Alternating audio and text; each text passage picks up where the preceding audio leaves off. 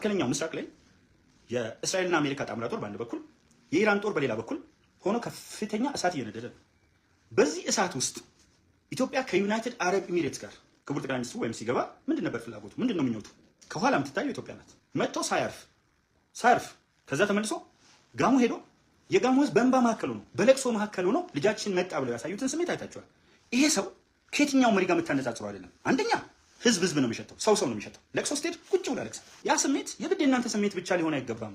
ይሄስ ህዝብ ያለው ኢትዮጵያ ውስጥ ህዝብ ነው። የጋሞ ህዝብ ያሳየውን ፍቅር አይታችኋል። እርግጠኛ ሆኜ የምናገረው 98% የጋሞ ህዝብ ዶክተር አብይን ይወደዋል። እርግጠኛ መሆኑ ክቡር ጠቅላይ ሚኒስትር ዶክተር አብይ አህመድ የፎረሸበትን ቦታ ይሁን ተቃዋሚ ነን የሚሉት ደግሞ አንድ ቀን መልካም ነገር ለኢትዮጵያ ያደርጉትን አሳዩኝ።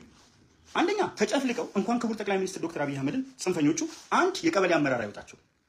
ምናልባት ቢጨፈለቁ የአጋንንትነታቸው ደረጃ፣ የሰይጣንነታቸው ደረጃ፣ የክፋታቸው ደረጃ እየጨመረ ሊመጣ ይችላል። ይኸውላችሁ በወታደርም ቤት መርቶ በሲቪልም ቤት መርቶ ውጤታማ ነው። ራሱን ለሀገር የሰጠ ሰው ነው ገና ከወጣትነቱ ጀምሮ። እናንተ በየትኛው መለኪያ ከቤት ማስተዳደር እስከ ስነ ምግባር አትገናኙ። በደንብ የገለጹት ፕሮፌሰር መስፍን ወልደማርያም ናቸው። ከሰማይ ለኢትዮጵያ ህዝብ የተላከ ስጦታ ላገናኝና ላሳያችሁ። ይሄ እውነት ነው። ሁለተኛው ስለ ክቡር ጠቅላይ ሚኒስትር ዶክተር አብይ አህመድ በደንብ የተናገረው ልደቱ አያሌው ነው።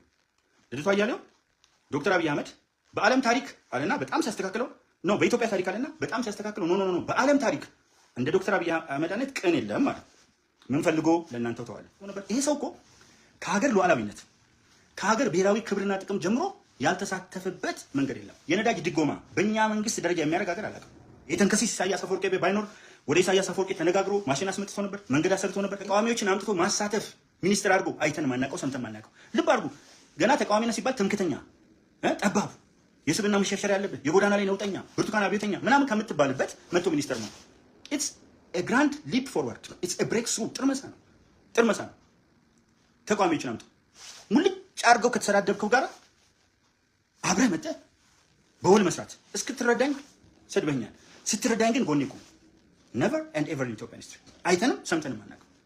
ምናልባት ኃይለ ሥላሴ 3 ጊዜ መፈንቅለ መንግስት የሞከሩባቸው ቢትወደድ ነጋሽ በዛብህን ብቻ ተለማምጠዋቸዋል እስከማውቀው ድረስ ነበላይ ዘለቀ ምናምን ሰክለዋል። እና ያልተሞከረ መንግስቱ ኃይለማርያም አስበህ ህይወት ቶታሊታሪያን ቢዮንድ ኮንትሮሊንግ ዩር ፉድ እርሻ ሰብል ገበያ ድርጅት በደንብ ይቆጣጠር ነበር።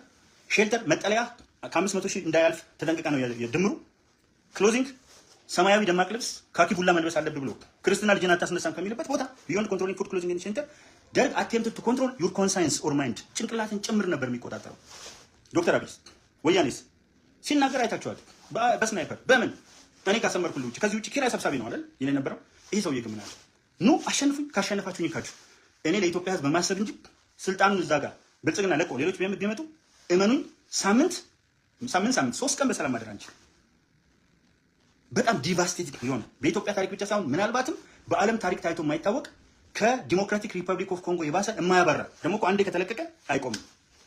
በዚህ በተሰበከ ከፍተኛ የዘመናት ጥላቻ ውስጥ ለ50 ዓመት ሰው እንዲጠላላ በተደረገበት ውስጥ የተለያዩ ኃይሎች መሳሪያ በያዙበት ሁኔታ ወደ ጫካ መግባት ቅርብ በሆነበት መንገድ ምን ሊፈጠር እንደሚችል እንደገና አጠገባችን ያለችው ግብጽ፣ አጠገባችን ያለችው ሱዳን፣ አጠገባችን ያለችው ኤርትራ፣ የሶማሌ በጣም ፍራግመንትድ የሆነ ስቴት መሆን እነዚህ ተደምረው ሰው ካልኩሌት ማድረግ ቢችል አረ ይሄ መንግስት በ5 ዓመት እፎይታ ሰጥቶናል። 5 ዓመት ብንጨምርለት ደግሞ 2018 ያለው ላይ ደርሷል፣ 2023 ላይ ይደርሳል ብሎ ብልህ የሆነ ሰው ሪሊ ቱ ቢ ፍራንክ ኤንድ ሆነስት ጥርጣሬ ያለው እንኳን ይሄ መንግስት ደግፍ ነበር። ጤነኛ ሰው ቢኖር እነዛ ይገባኛል። አንደኛ ትውልድ ኢትዮጵያ እንጂ ኢትዮጵያ አይደሉም። ሁለተኛ ፔሮል ላይ ፈርመው መብላት አይችሉም። እንደነ ወንድሜ ሶሎሞን ምትኩ ዶክተር ፈርመው መብላት አይችሉም። ስለዚህ ያላቸው ድል ተሳድቦ መብላት፣ ህዝብ መሽተት፣ ሰው መሽተት፣ መዓዛው እጅግ አደስ ማለት ምን ማለት እንደሆነ ያውቁት። አሁን ለምሳሌ ጋሞ እንትኖች ወገኖቻችን ተጎዱ። ሲጎዱ ክቡር ጠቅላይ ሚኒስትር ዶክተር አብይ አህመድ በአራት መስመር የሀዘን መግለጫ መልእክት ማስተላለፍ ይችላል። ወዲያውኑ ተረባረቡ። የሀዘን መግለጫ ሳያደርግ ዩናይትድ አረብ ኤሚሬትስ እንትን ብሎ አሉ። ብዙ የምናውቃቸውም ሰዎች ከዛ በኋላ መጥቶ ሀዘኑ ላይ ተገኝተው አልቅሶ ህዝቡ አክብሮት በዛ መንገድ ይሄ ሰው መልስ የሚሰጥበት መንገድ በራሱ ይገርመኛል። መጀመሪያ ክቡር ጠቅላይ ሚኒስትር ዶክተር አብይ አህመድ እንኳን ይደርሱ፣ ከዛ ደግሞ ወዲያውኑ ተንታኝ ሆነው ተነስቶ የአደጋ መከላከል ስላልተዘጋጀ መንግስት ተጠያቂ መሆን አለበት ምናምን። ሄድና የኦስተን መንግስት ጠይቀዋል። እንግዲህ በአሜሪካ ቴክሳስ ግዛት ምን ማለት እንደሆነች ይታወቃል። ትልቅ ከተሞች እነ ዳላስ እነ ሂውስተን፣ ዋና ከተማ ኦስተን ናት። ብዙ አለ። አሜሪካ ቴክሳስ ግዛት ውስጥ ቴክሳስን የሚያክል ሰፊ ግዛት በአሜሪካ ውስጥ ሰው ከሚሉ ሰፊ ግዛት እሱ ምንድነው ዳር ያለው ብዙም ሰው ከማይኖርበት ቀጥሎ ሁለተኛው ግዛት ነው። ትልቅ ከተሞች አሉበት። በደንብ ዳላስን አይቻለሁ፣ ሂውስተን አይቻለሁ፣ ጋልቨስተን አይቻለሁ። የሚገርሙ ግዛቶች አሉበት ነው ቴክሳስ። በአጋጣሚ 2 ወር ተቀምጬበታለሁ ሂውስተን እና እዛ ጋር ኦስተን በቅርብ ጊዜ አመት አልሞላውም በጣም በርካታ ሰው አሁን ጋሞ ህይወታቸው ካለፈው በላይ ጎርፍ መጥቶ ሰመር ካምፕ ያሉ ምን ያሉ ጥርግርግ አድርጎ ይዟቸው ሄደ። አሜሪካን በምታክል ከዓለም በቴክኖሎጂ ከጃፓን ቀጥሎ ሁለተኛ ነው የምትል በኢኮኖሚ ላይ ደረሰች ሀገር ፕሬዲክት አድርገው አላቆሙ። አውሮፓ ተጥለቅልቆ ብዙ ሰው መካከለኛው ምስራቅ እንትን ብሎ ለምን ያደጋ ቅድመ ማስጠንቀቂያ አሁን ወደ መፍትሄ ሄዶ እሱ ይሰራል፣ እነሱ ቁጭ ብላ ቀቂራ ያወጣሉ። ምንም እኮ አንድ ጋሞ ባለው የእርዳታ ድጋፍ ለጋሞ ውስጥ ጠብታ ያወጡ ቢችሉ የጋሞን ስጋ ይበላሉ። ስጋውን እንደዚህ ቦጫጭቀው ይበላሉ ቢችሉ ቢሰጣቸው። ካርኒቨርስ ናቸው፣ ካርኒቮርስ ናቸው፣ ስጋ በል ናቸው። አንድም ነገር ሳይሰሩ ለአቃቂር ግን ይችላል። ያኔ መንግስትን የበለጠ እንድንነቅፍ የበለጠ ረፍት እንድናጣ እንሆናለን። ለምን አቃቂር በማውጣት የምታወቅ ጀግና መጫወት ምንም ሳትሰራ የኖርክበት ከተማ ውስጥ የአንድ አቅመ ደካማ ቤት ሳትጠግን ብዙ ሰዎች ብልጽግና ስለከፈለው ነው ብለው ያስባሉ። እሱ አልፈርድባችሁም። ፔሮል ላይ የፈረምክ ከ35 ዓመት በላይ የሰራው ሰው ማስተምርበት ትልቅ በጣም ምርጥ ትምህርት ቤት ጊብሰን ነው ኢትዮጵያ ውስጥ ነው።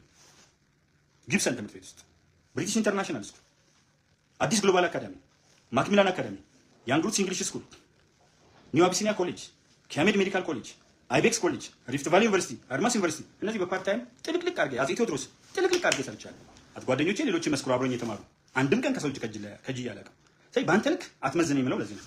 ሰው እንዳንተ አይደለም። ተማሪ ደግሞ በነፃ ሁልጊዜ በቀን ቅዳሜ 7 ሰዓት ለቀን ተማሪዎች 4 ሰዓት ለማታ ተማሪዎች 3 ሰዓት ሰርቻለሁ አለ ምስክር ቦሌ መሰናዶ ገባለሁ። ካልሆነ እዛው ጋር ይዘው ጋዜጠኞች ሊጠይቁኝ ይችላሉ። እዚህ ትራይት ሮንግ ብዙ ሰዎች እየተከፈላቸው ለሀገር ጸር ሆነው ባዳ ሆነው ማን ነው ለባንዳ ባዳም ናቸው። አክቹአሊ ዜግነት እስከቀየሩ ድረስ ባዳም ሆነው ባንዳም ሆነው ተገረደው ስለሆነ በዛ ልክ ብታስቡ አይደንቀኝም። ነገር ግን የምነግራችሁ ትልቁ ነገር ምንድነው? ለዚህ ሀገር ሁላችንም መልካም ነገር እንስራ። በበደል ከሆነ ሀቁን ልንገራችሁ፣ በበደል ከሆነ እንደኔ የተበደለ ሰው የለም። አንደኛ የደረሰብኝ ነገር ልተው። እኔ ውጭ ሴት 7 ጎረቤታሞች ነበርን። 7ታችን ለልማት ተብሎ ተነሳ። ይሄን በደንብ ያዙልኝ። 7ታችን ለልማት ተብለን ስንነሳ 6 ቤተሰብ ነው ያለኝ። 7ታችን ለልማት ብለን ስንነሳ ሌሎቹ ባለ 1 እና ባለ 2 መኝታ ይገባቸዋል፣ ከዛም በላይ ይገባቸዋል። የራሳቸው ግቢ የነበራቸው ቤቶች ገንብተው ውስጥ ያሉ ናቸው፣ ይገባቸዋል። እነዚህ ሰዎች ባለ 1 እና ባለ 2 መኝታ ተሰጣቸው፣ ይገባቸዋል። ታየ ቦጋለም ግቢው ብቻ ነበር፣ ክፍሎቹ ሳሎኑ ብቻ አሁን ካለውባት ሳሎኑ ብቻ አሁን ካለውባት ስቱዲዮ ይበልጣል። መኝታ ክፍሎች አሉ፣ 2 መኝታ ክፍሎች፣ ለብቻዬ ነው ቧንቧ፣ ለብቻዬ ነው ኤሌክትሪክ። አሁን ያለውበት ቦታ ግን አንደኛ ከቦሌ መካከል ተነስቼ አራብሳ መጨረሻ ነው ሰው ያለበት፣ ምንም ችግር የለውም። ማንኝ እኔ አራብሳ ማለት ነው። ነገር ግን ከጎረቤት ተለይቶ እኔ ብቻ ስቱዲዮ ሰጥቶኛል። እሱ ብቻ አይደለም፣ እዛው ጋር ሰዎች እዛው ያሉ ሰዎች ነግረውኛል። ቤተሰብ ሲሄድ የሱ ነው የሱ ከሆነ ማመልከቻው ሁሉም ላይ ተፈርሞበት የመጨረሻው ሰው ጋር ሲደርስ ቆሻሻው ሳጥለው አትቀርም ጽዳቷ ተብሏል። ይሄ እውነት ነው። እነሱ ይገባቸዋል፣ ግን ይሄ እውነት ነው። ይሄ በደል ደረሰብኝ ብዬ ከዛ ደግሞ ላይ ወደ እግዚአብሔር እንድቀርብ ነው ላይ የተሰጠኝ። እሱ መልካም ነው። ማን ላይ አለ ብዙ ሰው 7ኛ ፎቅ ላይ። ስለዚህ ምንም አይመስለኝም። ነገር ግን እኔ ስላገኘው አይደለም አውቃለሁ ምን ተደርጓል ምን ሰርቷል ምናምን። ግን ያንን የምናስብ ከሆነ ሀገራችን ጎል የሚያደርገው ለሀገር ነው። ወቅታዊ መረጃዎች ቶሎ እንዲደርሳችሁ ቻናሉን ላይክ እና ሰብስክራይብ በማድረግ ይከታተሉ።